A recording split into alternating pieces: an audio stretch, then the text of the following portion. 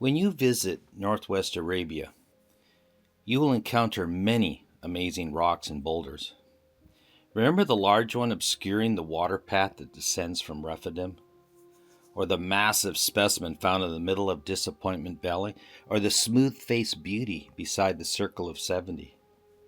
Perhaps the most amazing of these is the behemoth rock that lies beside the tablets. It hangs precariously, almost 1,200 feet above the valley floor, nearly on top of the northeast spire of the plateau. If granite weighs about 165 pounds per square foot, then eyeballing this thing tells me it must weigh between 300 and 400 tons. I had been dying to see this rock for almost 5 years, ever since Andrew Jones posted those tantalizing drone flights over it on his many visits to the plateau. The big question that came up in my mind was, what did God have in mind by putting such a mammoth rock in this specific spot? I'm sure there are several explanations, but an ostensible elucidation could perhaps be God winking at the imagery found in John Bunyan's 1678 book entitled Pilgrim's Progress. Recall that this very famous allegorical novel about a Christian's journey to heaven that came from biblical imagery. It described many of Satan's attacks during Pilgrim's perilous travels through various sites. I first encountered a rendition of this novel at age 8, when our church played a creepy movie version of it. The key memory was that of Pilgrim hunched over, struggling to carry a large backpack that suddenly fell off near the cross, and then rolled into a cave below.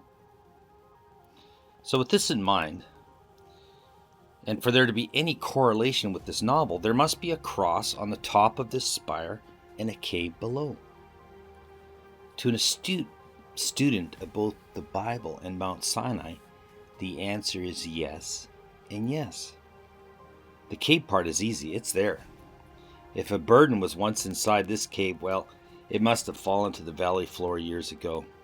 But what about the cross? For that, we need to understand that in the many forms of Old Testament public punishment, one of the worst was to hang a bad person on a tree after their death. See Deuteronomy 21, verse 22. And if a man has committed a sin worthy of death, and he is put to death, and afterward you hang him on a tree, as a public example, for anyone hung on a tree is under God's curse. Further, Luke used tree imagery in the book of Acts to describe Calvary, his cross, several times. The key distinction from the Old Testament was that the Romans hung Jesus while still alive on a tree. Acts 5:30. The God of our fathers raised up Jesus, whom you had killed, by hanging him on a tree. Paul also mentioned this concept in Galatians, where in Galatians 3:13 we read, Christ redeemed us from the curse of the law by becoming a curse for us. For it is written, cursed is everyone who is hung on a tree. So indeed there is a tree at the top. It is right between the prominent rocks and the tablets. When you look closely at this special tree there, you find one side to be dead and the others alive. The dead side is correctly facing east. Why? Because the east side of the mountain is where the sins of the golden calf worship occurred. It is where the requirements of the law were meted out on the altar of Moses. Whereas the tree that lives on the west side is there because it is in view of God's symbolic heavenly sanctuary. There is much light bathing that tree, which reminds us of Christ who lives. Romans 14:9. For to this end Christ died and lived again, that he might be Lord both of the dead and of the living. Hebrews 4:14. So let us then hold firmly to the faith we profess, for we have a great high priest who has gone into the very presence of God, Jesus, the Son of God. Speaking of our high priest, who is now in heaven working on our behalf, let's discuss the scapegoat ceremony. The curse of sin was almost completely removed at Christ's death and resurrection. This event is what many believe to be complete atonement. The problem is they ignore the scapegoat ceremony. For it is only when that goat dies that there is complete eradication of sin and all curses lifted. In type, antitype, we are to understand that the scapegoat, or Satan, was sent into the wilderness at the cross. He could no longer move freely in the universe as understood in the first chapter of Job. His lies about God were proven false. No unfallen beings wanted to listen to him anymore, but yet he continues to thrive here on earth. That will continue until the end of the millennium. See Revelation 20, verses 7 to 10.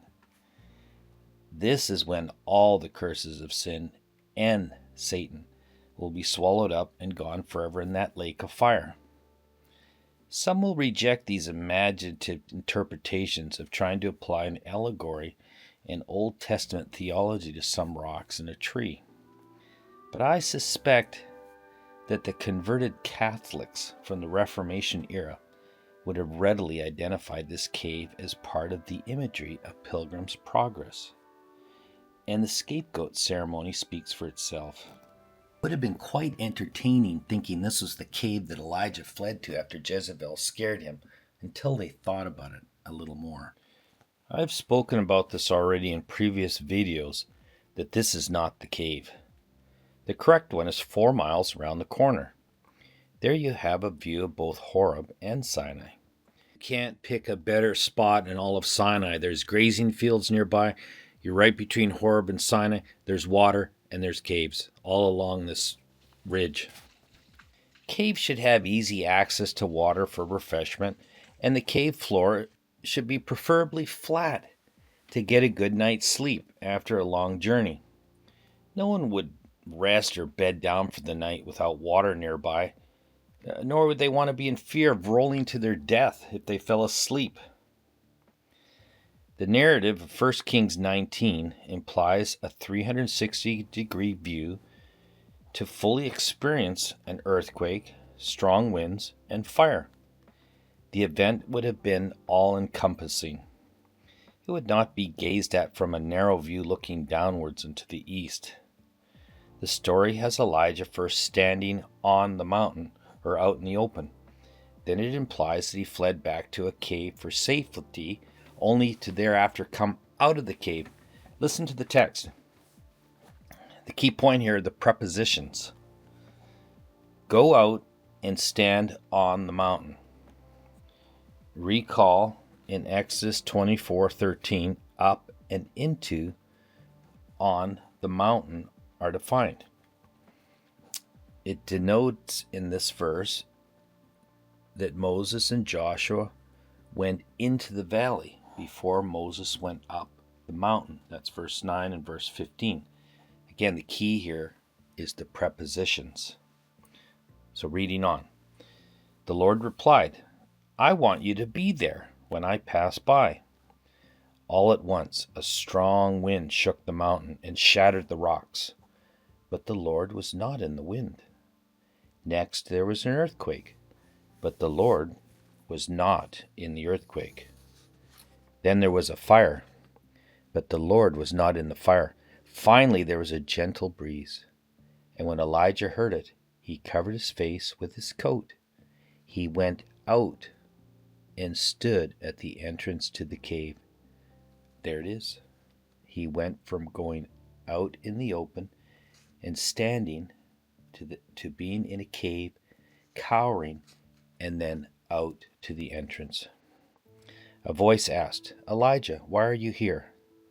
That's 1 Kings chapter 19, verses 11 to 13. I believe this narrative fits with the same place that Moses encountered the burning bush.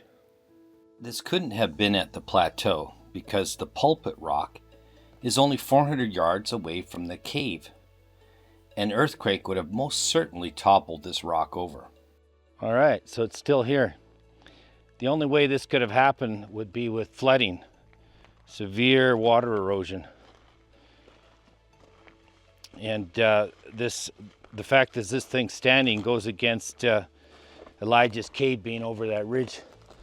Because if there's an earthquake, it probably would have fallen off.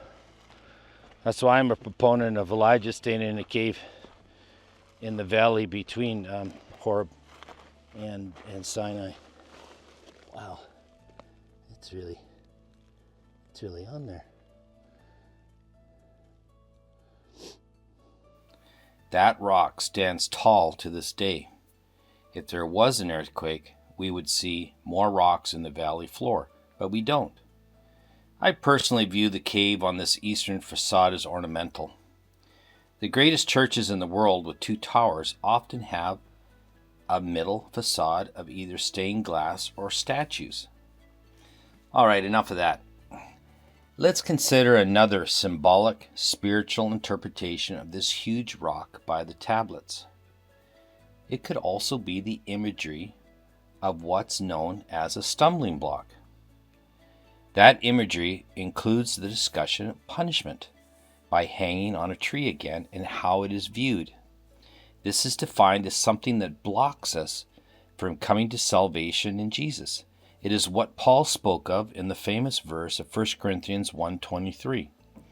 A stumbling block is the symbol of great offense many take to the preaching of Christ being crucified. This is where Paul said, "But we preach Christ crucified, a message which is to the Jews a stumbling block, that is, it provokes their opposition, and to the Gentiles foolishness," just utter nonsense. The point being that how could their Messiah die cursed on a tree? Paul had to stress that by Christ taking the curse, we can live. This concept was shown in the life of Joseph, who was thrown into a pit to die by his jealous, Satan-controlled brothers. But then Judah suddenly decided to sell him to some Midianite traders passing through Dothan as a slave for just 20 pieces of silver. Remember, that was many years before Jesus, so inflation brought that up to 30 pieces of silver by the time Jesus was traded by Judas. This story is found in Genesis chapter 37. A goat was then slain, and the blood was smeared all over Joseph's coat of many colors. Those evil brothers had to then lie to their father about what they did. Yet that curse soon became a life-saving blessing when Joseph rose to power in Egypt and was able to rescue his family and all of Egypt from famine years later. His symbolic death into slavery for 20 pieces of silver, the shedding of a goat's blood, and then a symbolic resurrection out of prison to rule with Pharaoh was a shadow of Christ's future sacrifice and resurrection. In time, he was united with his Father. Only God could have used Israel's enemy, the Midianites, to deliver this amazing means of salvation. All of this intense theology made me have to get under that rock, a rock that sadly could make us think about Joseph being thrown into a pit, or Jesus on the cross as a means to save. Yet burdens and stumbling blocks are real. This rock is up there as a compelling testament to these important concepts. On a lighter note, I had to pretend that I was Samson and perhaps budge that rock just a little bit. Let's see if I can simulate how that poor pilgrim felt. Man, this rock, it is huge. Let's see if I can lift it.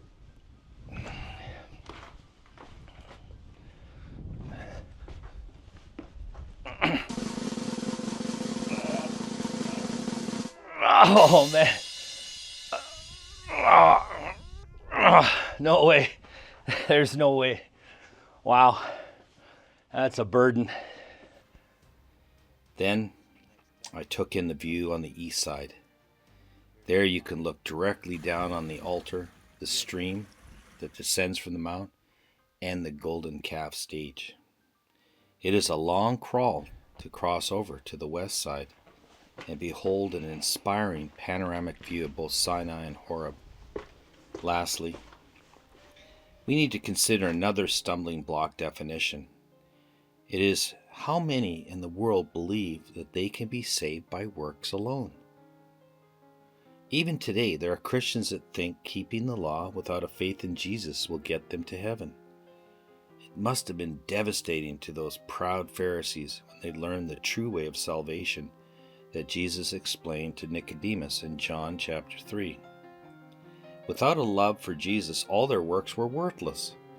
Likewise, the Egyptians must have been very upset to learn that faith in the blood on the doorposts saved Israel and could have saved their firstborn.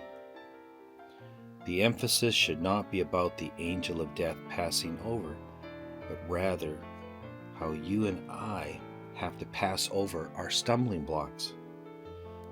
We can go under, we can go through. It is only going through the door of safety that has the blood of the Lamb, where we have redemption through Him.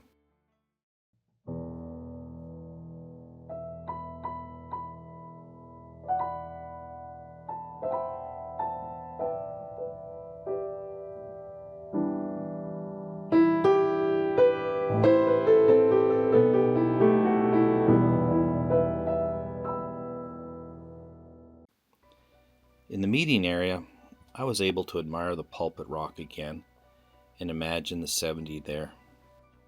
Further west was a small chapel with room for about 10 people.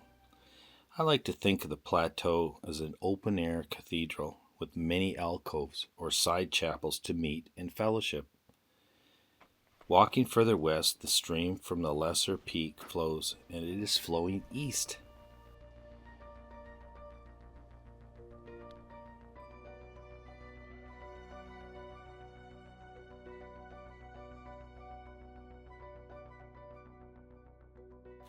I then headed back down. Along the stream that flows to the altar, an almond tree was blooming. It looks like Aaron's rod's budding. Look at all those almonds on there. Unbelievable. It was a reminder of the story about Aaron's rod and how it budded. There were several small waterfalls and pools that I encountered during the descent that day. Yes, one day we all can experience what the 70 encountered. Just remember, reject the stumbling blocks in your life. Walk through the door.